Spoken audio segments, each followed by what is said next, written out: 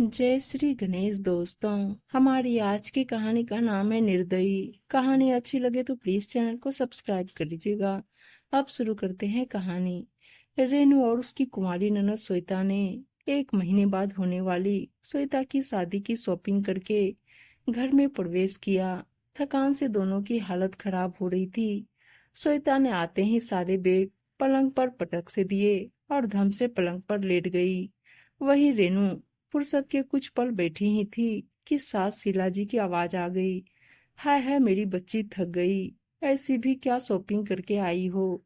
माँ, आपको तो पता ही है मुझे ऐसा वैसा तो कुछ पसंद आता है नहीं। सुबह से शाम हो गई और देखो इतना सा सामान खरीद के लाए। इतने में श्वेता के होने वाले पति का फोन आ गया और वह फोन पर बातें करने में व्यस्त हो गई। अरे रेनू, तुम बैठी कैसे हो? देख नहीं रही श्वेता कितना थक गई? जाओ जाकर उसके और मेरे लिए चाय बना लाओ।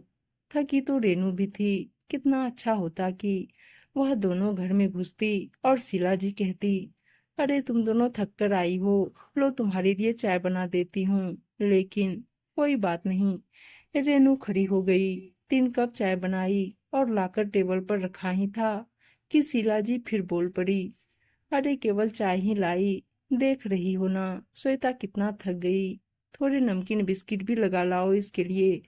1 महीने और सेवा करनी है, फिर तो मेरी बेटी ससुराल चली ही जाएगी। मम्मी अभी लगा कर लाती हूँ। इधर शीला जी और श्वेता ने चाय की चुस्कियां लेना शुरू कर दिया। इतने में ही मेहंदी वाली का फोन आ गया। अरे रेनू, तेरी मेहंदी वाली से क्या बात हुई? एक बार पहले उससे बात कर ले। रेनू ने चाय की प्याली अपने होठों से लगाई ही थी कि फिर उसने कप वहीं टेबल पर रख दिया और लग गई मेहंदी वाली से बात करने। 5 मिनट इसी में निकल गए। सब टेबल पर से उठकर जा चुके थे। अब टेबल पर कोई बचा था तो मलाई जमी हुई रेनू की ठंडी चाय। बिल्कुल मन नहीं था उसे वह चाय पीने का। सोचा चलो एक बार गर्म कर ही लेती हूँ। सिर भी इतनी तेज दुख रहा था। तभी शीला जी ने आवाज लगाई, रेनू अभी अभी लखनऊ वाली बुआ का फोन आया है। वे लोग श्वेता के लिए मिठाई लेकर आ ही रहे हैं। तुम जल्दी से 4-5 जनों के खाने की तैयारी कर दो। और हाँ देखो, उन्हें प्याज लहसुन का खाना बहुत पसंद है और तुम्हें पता है तुम्हारे पापा प्याज लहसुन खाते नहीं। इस हिसाब से सारी सब्जियां 2 तरह से बनाना। सास का फरमान सुनते ही रेनू एक बार फिर खड़ी हो गई और उस ठंडी चाय को अपने गले से उतार लिया और लग गई खाना बनाने। आधे घंटे में उसने कुछ तैयारियां करी कि श्वेता आई। भाभी लाइए, मैं आपकी थोड़ी मदद करा देती हूँ। इससे पहले श्वेता रसोई में हाथ लगाती, शीला जी दौड़ी चली आई। अरे अरे, कुछ दिनों की मेहमान है तू, कैसी बातें करती है ना भाभी करने के लिए। इतने से जनों का तो काम है, आप बैठ। और श्वेता का हाथ पकड़कर ले गई। रेनू फिर से सारी तैयारियों में लग गई। खाना बनाते बनाते उसे रात हो चुकी थी और मेहमान आ चुके थे। पहले खाना बनाया था तो अब परोसना भी उसे ही था। और फिर जब इन सब कामों को निपटाया तब जाकर करीब 10 बजे खुद खाना खाने बैठी। पति सौरभ तब तक आ चुके थे, लेकिन उन्होंने भी आकर केवल यह जानकारी चाही कि श्वेता की शादी की तैयारी में और क्या क्या काम बाकी है। रात हो गई और रेनू इतनी थक चुकी थी कि पलंग पर लेटते ही नींद आ गई। वैसे भी रेनू की दैनिक दिनचर्या कुछ ऐसी ही थी। अगली सुबह जब हुई तो दैनिक कार्य तो उसे वही करने ही थे। रसोई, अपने और सास के कमरे में शीला जी बाई को घुसने नहीं देती थी। ऐसे में इन 3 जगहों की झाड़ू पोछा की जिम्मेदारी तो उसकी ही थी। बाई से बर्तन भी बाहर बालकनी में ही धुलाए जाते थे, वह भी केवल जूठे, जिन्हें बाई उठाकर रसोई में नहीं रख सकती थी। उन्हें वापस रसोई में लाना, खोलकर सुखाना और पोंछकर वापस जमाना भी उसी का काम था। खाना बनाने के तो बर्तन रेनू को खुद ही रसोई में ही धोने पड़ते थे। मशीन में कपड़े सास को धुलना पसंद नहीं था। ऐसे में रेनू केवल अपने और सौरभ के कपड़े ही मशीन में चलाती थी। बाकी घर वालों के कपड़े सब रेनू को ही धोने होते थे। हाँ, ननद श्वेता ने कभी अपने कपड़े भाभी को नहीं धोने दिए। श्वेता अपना कोई भी व्यक्तिगत कार्य अपनी भाभी से नहीं कराती थी, पर शीला जी कभी कोई कसर नहीं छोड़ती थी। आज सुबह भी रेनू यही सब करते करते थकान में चूर हो रही थी। सुबह का कार्य करके रेनू को थोड़ा वक्त मिला ही था कि शीला जी ने फिर आवाज लगा दी, रेनू आ जाओ, शादी की पैकिंग शुरू करनी है। धीरे धीरे अब थोड़ा थोड़ा रोज काम करेंगे, तभी होगा। रेनू का बहुत मन था थोड़ी देर आराम करने का, पर एक बार फिर उसे पैकिंग करने के लिए जाना पड़ा।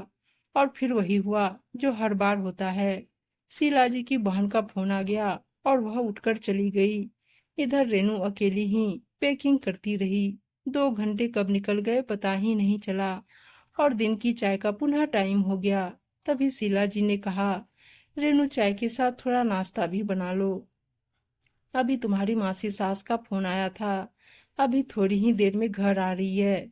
फिर उनके साथ तुम्हें गौने की साड़ियां खरीदने जानी है। मेरे जो फिटिंग के ब्लाउज दिए थे वह भी ले आना, और आते वक्त गीत गाने वाली को भी बुक कर आना। और हाँ सुनो, आने में तो रात हो सकती है, तो खाना भी अभी ही बना जाना। एक बार फिर रेनू ने फुर्ती से हाथ चलाए और मौसी जी के साथ शॉपिंग करने चली गई। रात को फिर वह 9 बजे लौटकर आई और बातों का सिलसिला चल पड़ा। आज तो रेनू से रहा ही नहीं गया और उसने बढ़कर बोल दिया, मम्मी जी मुझे बहुत थकान महसूस हो रही है, मैं जाकर सो जाती हूँ। अरे शॉपिंग में काहे की थकान, हमें तो कोई शॉपिंग का काम पकड़ा दे तो हमारे तो पर निकल जाते थे। वह तो श्वेता को सब चीजें तेरी ही लाई पसंद आती है, इसलिए मैं शॉपिंग तो नहीं जा पाती। मौसी जी आई हैं, जरा उनसे थोड़ी देर बात तो करो। अरे शीला, क्यों रेनू को परेशान करती है, सो जाने दे। अजी जीजी कुछ नहीं, कोई थकान की बात नहीं है। रेनू जाओ, 4 कप कॉफी बना लो। मेहमान के सामने रेनू क्या बोले। रोज के काम की तो रेनू को आदत हो गई थी। जब से शादी का काम बढ़ा है, रेनू के पास 2 पल बैठने की फुर्सत भी नहीं है। अगले दिन सुबह जब 9 बज गए और रेनू कमरे से बाहर नहीं आई, तो शीला जी का पारा चढ़ चुका था। सुबह की चाय तो उन्हें ही बनाकर पीनी पड़ी, नाश्ते की तैयारी भी अब उन्हें ही करनी थी। तभी सौरभ आया, माँ रेनू को तेज बुखार आ गया है, उसे डॉक्टर के पास लेकर जा रहा हूँ, आकर ऑफिस जाऊंगा, खाने की तैयारी आप करके रखना। शीला जी का तो गुस्सा साथ में आसमान पर चढ़ गया। बड़े गुस्से में आकर उन्होंने जल्दी जल्दी खाने की तैयारी करी और अपने पति प्रमोद जी को खाना परोसा। मैं तो आजकल की बहू का शरीर सोचकर हैरान हो जाती हूँ। बताओ घर में काम ही क्या है, ऊपर से रोज वह शॉपिंग जा रही है, वह भी कार से आती जाती है, फिर किस काम में बुखार आ गया। शीला जी मुंह बिदकाते हुए बोली, अरे श्वेता देख जरा, इधर आ। मैंने और तेरे पापा ने मिलकर यह तेरे ससुराल में ले जाने के सामानों की लिस्ट बनाई है। तू देख ले, तुझे और किसी चीज की जरूरत हो, आखिर मेरी बेटी को मैं कहीं कोई कमी नहीं होने दूंगी। बड़े ही नाजों में पाला है तुझे, ससुराल में भी सभी सुख सुविधाओं के साथ ही तुझे भेजूंगी। शीला जी ने इठलाते हुए कहा। श्वेता ने लिस्ट हाथ में ली और उसे दूर फेंक दिया। मम्मी मुझे इन सब चीजों की जरूरत नहीं है, यह सब तो मेरे ससुराल में भी है। अगर कुछ देना ही चाहते हो, एक 24 घंटे का नौकर दहेज में दे दो। श्वेता को इस तरीके से बोलता देख शीला जी को कुछ समझ नहीं आया। यह क्या तरीका है श्वेता अपनी माँ से बात करने का। प्रमोद ने श्वेता को डांटते हुए कहा, क्या गलत कह रही हूँ पापा, यह सब वस्तुएं तो हमारे घर पर भी है, लेकिन सुबह से शाम तक भाभी को 1 मिनट बैठने की फुर्सत नहीं मिलती। एक पैर पर खड़े होकर बेचारी काम करे जाती है। मम्मी खुद काम करती नहीं है, 24 घंटे का नौकर रखती नहीं है, मुझे कुछ काम करने नहीं देती। बाई आती है तो उससे आधा अधूरा काम करवाती है। घर के काम भी भाभी करे, शॉपिंग के काम भी वही करे, मेहंदी वाली गाने वाली भी भाभी ही बुक कराए, शादी की पैकिंग भी वही करे, चाय नाश्ता खाना सब अकेले वही संभाले, आने वालों को एंटरटेन भी वही करे, आपके सामान भी वही खरीद के लाए। ऊपर से भाभी को यह और सुनने को मिलता है कि आखिर थकान किस काम में होती है, जो करता है उसे ही सुनाया जाता है, इसलिए कुछ भी गलती होए तो उसकी जिम्मेदारी भी सब भाभी की ही होती है। कल को मैं भी शादी होकर जाऊंगी और मेरी सास मुझसे इतने ही काम कराएगी, तो भाभी तो अब जाकर बीमार हुई है, मैं तो दूसरे दिन ही बीमार पड़ जाऊंगी। फिर मुझसे यह ताने भी नहीं सुने जाते। बहू लाए हो या काम करने वाली बाई। आज तो भाभी को बुखार भी आ गया। अभी भी आपको और सबूत चाहिए कि थकान किस चीज में है। एक औरत होकर आप दूसरी औरत के लिए इतनी असंवेदनशील कैसे हो सकती हैं माँ? श्वेता का दो टूक जवाब सुनकर शीला जी की आंखें शर्म से नीचे झुक गई। इतने में ही सौरभ भी आ गया। माँ श्वेता सही कह रही है। रेनू के ग्लूकोज की बोतल लगाई गई है। कमजोरी और थकान से उसकी तबीयत इतनी खराब हो गई कि ऐसे तो खड़े होने में ही चक्कर आ रहे हैं। लेकिन गलती मेरी भी है। मुझे इन सब का ध्यान रखना चाहिए था। सौरभ को भी आज बहुत अफसोस हो रहा था। अपने बेटे और बेटी की एक साथ इस तरीके से कहने पर आज शीला जी को पहली बार अपनी गलती समझ आ रही थी। अपनी बहू को तो उन्होंने कई बार अनदेखा कर दिया, परंतु आज अपने ही बच्चों के तेज स्वर उन्हें बदलाव के लिए मजबूर कर रहे थे। उसी समय वह नजरें झुकाए रसोई का काम समेटने चली गई।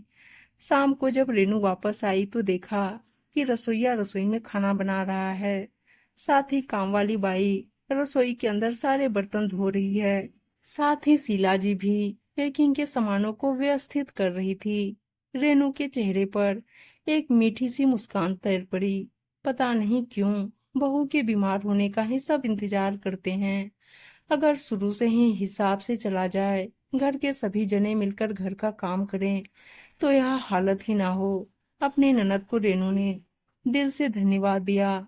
देर से ही सही, आज रेनू के लिए घर में सुकून भरा माहौल तैयार हो चुका था।